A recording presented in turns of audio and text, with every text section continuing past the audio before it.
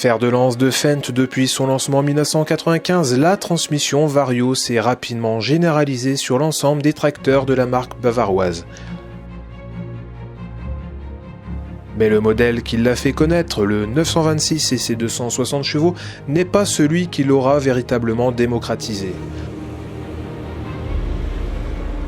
Jugé dans un premier temps comme un luxe superflu, c'est pourtant dans les exploitations de polyculture élevage qu'elle a réellement séduit. S'il ne fallait d'ailleurs en retenir qu'un, ce serait le 716, un tracteur cœur de famille qui fête cette année ses 20 ans d'existence et de succès. Rien qu'en France, il s'en est écoulé pas moins de 3700 unités, toutes générations confondues. Des générations, il y en a eu 5 que nous avons réunies sans grande difficulté avec le concours de la concession Jojo Hubert et Associés et d'agriculteurs que nous remercions pour leur prêt. Pour en parler, retrouvons Antoine Brissard, responsable produit chez Fendt France. Bonjour à tous, chers amis de Farm Connection. L'idée aujourd'hui est de fêter ensemble un anniversaire. Nous allons fêter ensemble les 20 ans du Fendt 716. Comme vous pouvez le voir devant vous, j'ai dans les mains une brochure qui date d'il y a 20 ans. En effet, en 1999, Fendt livrait en France les premiers tracteurs de la série 700 avec comme vaisseau amiral le 716. Et cette année, ce tracteur fête ses 20 ans. Et on a voulu, avec Farm Connection, aujourd'hui, vous présenter l'intégralité des générations de 716. Donc on a derrière nous les 5 générations qui se sont succédées.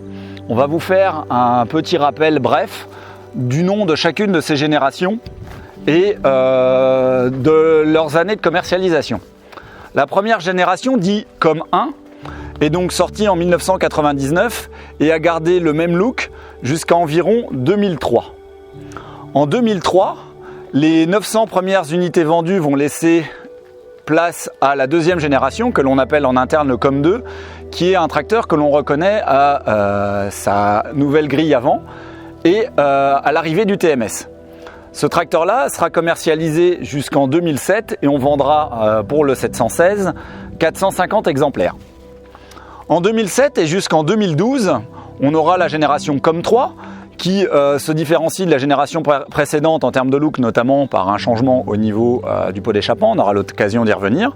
Et on commercialisera environ 700 tracteurs de ce modèle-là pour laisser place à un tout nouveau look en 2012, qui est le tracteur avec la cabine Visio Plus et donc le 716 dit SCR. Et donc là, on parlera de tracteurs en version Profit, Profit Plus, donc on détaillera tout à l'heure.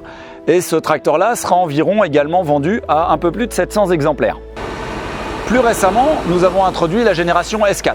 La génération S4, pour la distinguer du SCR, il faudra surtout regarder le capot. Si vous me dites la couleur, elle est arrivée un peu plus tard et donc le changement de couleur date de 2016 et on a même encore eu d'autres évolutions. Et on verra notamment en termes d'appellation que des versions supplémentaires sont venues enrichir la gamme. Et jusqu'à présent, le 716 S4 a pour sa part été commercialisé à un peu plus de 900 exemplaires. Donc ce Fendt 716, pour un concept que certains vouaient à l'échec parce que compliqué, parce que trop avant-gardiste, on est quand même, juste pour le seul marché français, à environ 3700 unités vendues.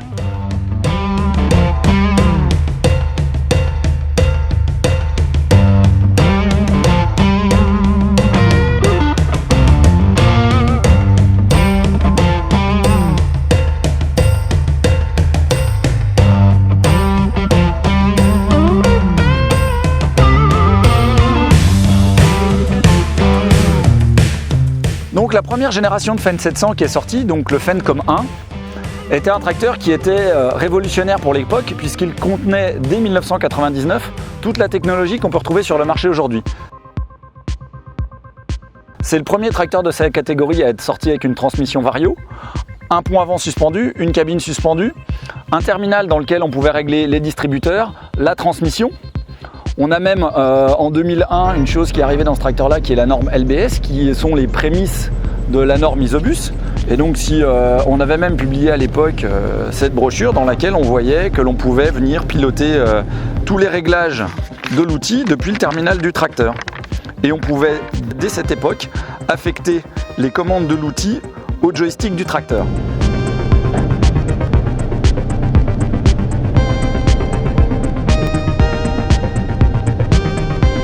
sur ce tracteur avant-gardiste, on a développé des technologies que l'on retrouve, je dirais, quasiment partout maintenant et sur les générations qui suivent. Puisqu'on avait déjà des distributeurs électro-hydrauliques programmables, on avait un joystick multifonction, un relevage avant Fendt, fabrication Fendt, prise de force avant de chez nous, et un tracteur qui, en Allemagne, pouvait rouler à 50 km/h.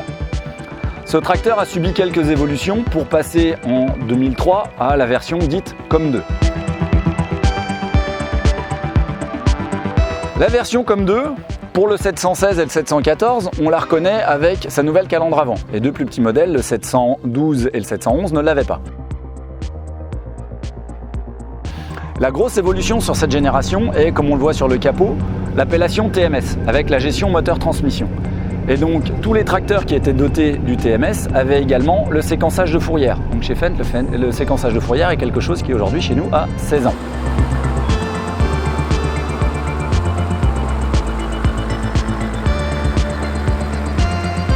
Les spécialistes remarqueront également qu'on a fait évoluer le relevage avant. En 2005, sur ce tracteur-là, on a même ajouté le prééquipement autoguidage, donc 14 ans d'expérience dans le domaine pour Fendt, et on a su également intégrer des nouveautés en termes de confort, puisque le COM1, qui lui avait une suspension de cabine mécanique, a disposé dès 2005 en option d'une cabine à suspension pneumatique. La génération suivante a été imposée par le changement de normes, et le tracteur qui l'a remplacé, donc le COM3, et le COM3, lui, est avec un moteur dit Stage 3A, et donc on est passé à des moteurs avec des injecteurs pompes à un moteur Common Rail. Ce qui change également sur le COM3 par rapport au COM2, c'est au niveau de la numérotation sur le capot. Le 716 reste le 716, mais on est passé d'une numérotation à la puissance nominale à la numérotation à la puissance maximale. Le 716 COM3, lui, a subi essentiellement, on va dire, des perfectionnements électroniques.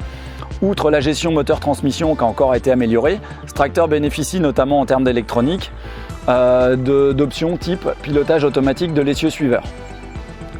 Et les grosses évolutions en termes de gestion et de management vont apparaître derrière avec le changement de cabine quand on va avoir la génération SCR.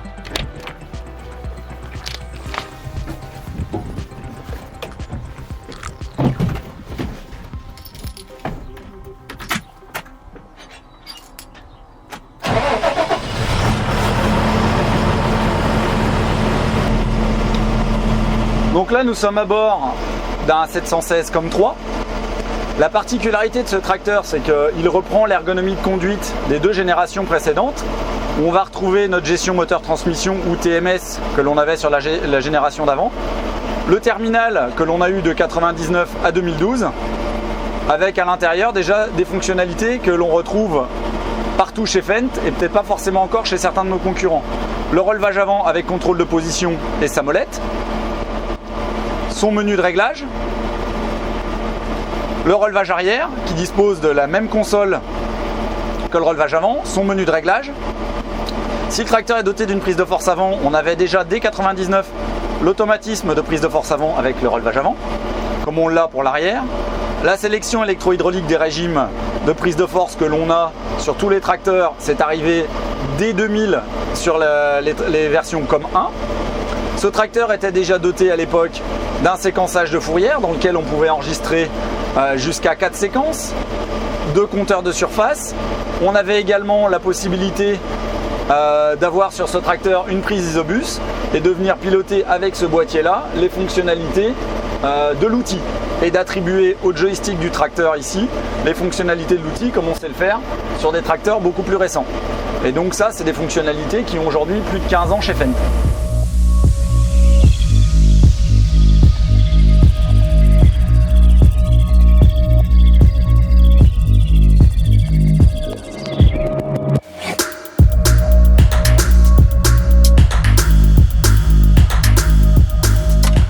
Donc ce tracteur sorti en 2012 avec une cabine à l'époque où tout le monde nous disait que ça ne servait à rien puisque un pare-brise avec incurvé avec une visibilité vers le haut ne servait qu'au chargeur. On voit qu'aujourd'hui ça a fortement inspiré beaucoup de monde.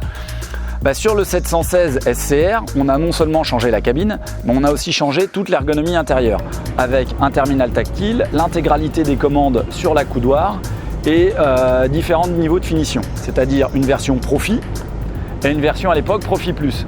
Comment on distinguait l'un de l'autre? Le Profi était la version standard et le Profi Plus, la version avec le pré-équipement guidage et le grand écran. Et l'intérêt de ces tracteurs-là, c'est qu'aujourd'hui, un tracteur Profi Plus de 2012, avec une mise à jour, il a exactement les mêmes fonctionnalités qu'un tracteur de 2019.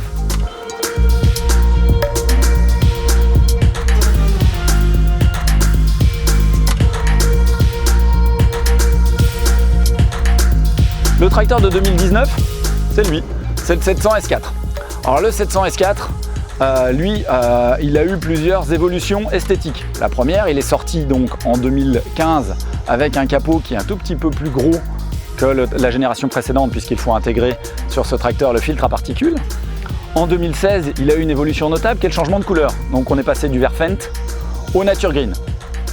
2017, norme oblige encore, autre évolution, le tracteur est passé d'e-Mother Regulation. Donc ce tracteur-là, maintenant, peut rouler à 50 km/h.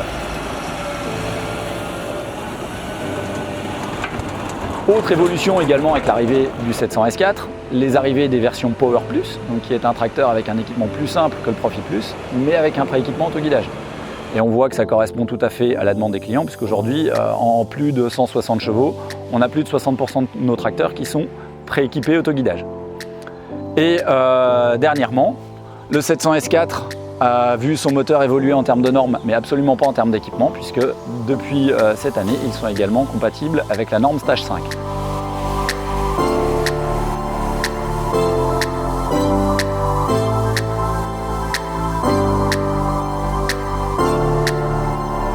Donc afin de ne pas toujours montrer que le haut de gamme, chez Fendt, j'ai choisi de vous présenter un 716 S4 en version Power Plus. Donc Power Plus, ça veut dire quoi? Power, c'est l'équipement standard chez Fendt avec un tracteur qui reprend tous les équipements que l'on connaît depuis 99 quasiment en standard. Donc tracteur avec relevage arrière électronique, avec distributeur électro-hydraulique, réglage depuis le terminal, séquençage de fourrière, le TMS comme on connaît sur les autres variantes. Sur ce tracteur-là, en plus, on aura un relevage avant avec contrôle de position disponible en option. On pourra même avoir leur port de charge, un distributeur spécifique pour le relevage avant, comme on sait faire sur les tracteurs qui ont relevage avant et contrôle de position dans les anciennes gammes. On a aussi la version Plus, donc Plus veut dire pré-équipement guidage, et le tout dans le terminal standard Fendt. On n'a pas forcément besoin chez Fendt du terminal 10 pouces 4 pour faire de l'autoguidage. Donc,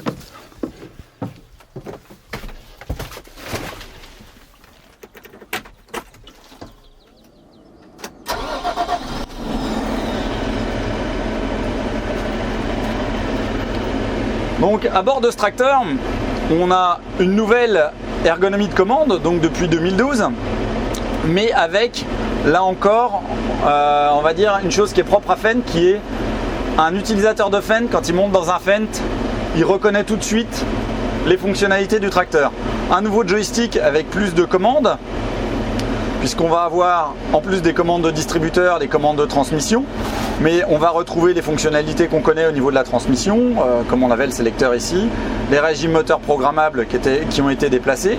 On retrouve nos commandes de relevage, les distributeurs ici.